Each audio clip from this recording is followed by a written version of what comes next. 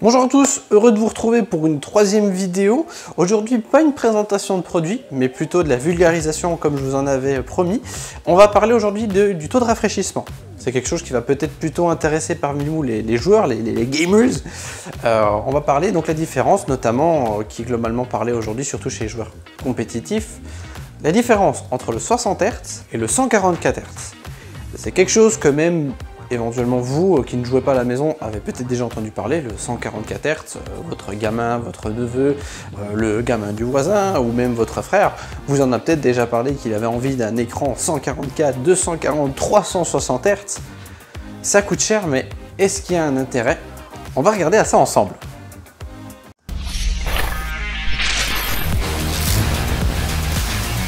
Donc l'écran 60 Hz, 60 images par seconde, ça va être un peu pour monsieur tout le monde. Mais qu'est-ce que ça veut dire tout ça? 60 Hz, donc comme je vous disais, 60 images par seconde, votre écran va vous afficher à la manière comme si vous tourniez un livre rapidement, les pages d'un livre rapidement, 60 pages d'un livre par seconde, ce qui va vous faire une petite animation. Quand vous étiez gamin, vous avez sûrement fait des petits dessins comme ça, et puis vous tournez les pages, ça fait un petit dessin animé. Là, ça va être pareil. Il y a des écrans qui existent sur le marché qui peuvent faire 120 images par seconde, 144 images par seconde, 165, 240 et ainsi de suite. La liste est très longue. Est-ce qu'il y a une réelle différence entre les deux pour nous, simples humains communs des mortels, à regarder à un écran 144 Hz? Ça dépend. Si vous allez faire un peu de navigation web, regarder des vidéos en streaming éventuellement, même si vous faites un petit peu de jeu, hein, un écran 60 Hz c'est déjà très bien pour jouer, il n'y a pas besoin d'aller sur du 144 pour jouer, ou autre, hein, justement. Ça fera déjà très bien le café, comme je dis toujours. Donc 144 Hz, ça va être pour qui? Ça va être surtout pour les joueurs compétitifs ou les gens un petit peu exigeants qui ont envie de profiter de la puissance de leur machine si elle en est capable, et donc d'afficher 144 images par seconde de leur jeu. C'est un peu difficile à vous montrer ça en vidéo, surtout sur une vidéo qui est bridée à 60 images par seconde de toute façon. C'est pour ça que Nvidia a utilisé des ralentis sur les démos qu'on vous montre à l'instant. Le rendu sur la vidéo est pas forcément top, même si ça se rapproche vachement de ce qui se passe en réel. On va avoir effectivement un rendu plus fluide, plus rapide aussi également.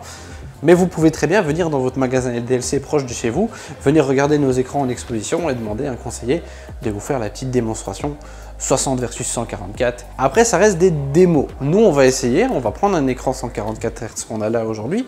Ce que je vous propose, c'est donc qu'on déballe ce petit écran de chez Asus, le VG259QR, donc qui lui a un taux de rafraîchissement de 165 Hz, donc 165 images par seconde, et qu'on essaye avec nos caméras de voir si ça fait une réelle différence. Donc on va le déballer tout de suite. On va pas faire un unboxing aussi complet qu'on a pu faire dans les autres vidéos. Je vais le déballer assez rapidement, et puis je vais le brancher tout ça à mon ordinateur. Et on va se faire un petit test sur 2-3 jeux.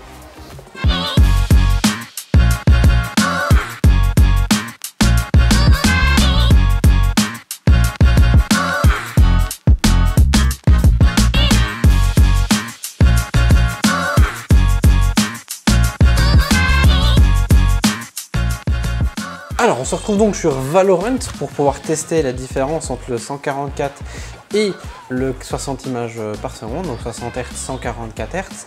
Là l'écran, donc c'est un 65 Hz mais il est réglé en 144 actuellement. Donc on va aller vérifier ça tout de suite ensemble.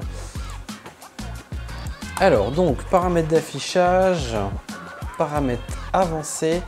Donc là 144 Hz, voilà. Donc je vais faire 2-3 kills là sur les robots. Ça se ressent surtout dans les grands mouvements en général. Surtout sur les jeux de tir ou quoi, on va le sentir au niveau de ses réflexes en général.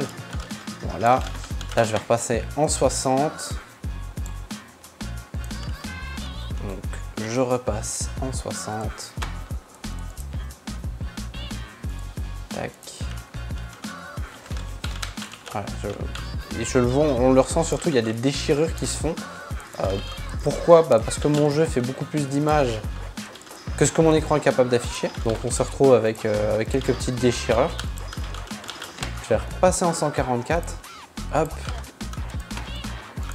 Ah ouais, mais non, mais jour et la nuit. Hein. Et on le ressent surtout, il y a des déchirures qui se font.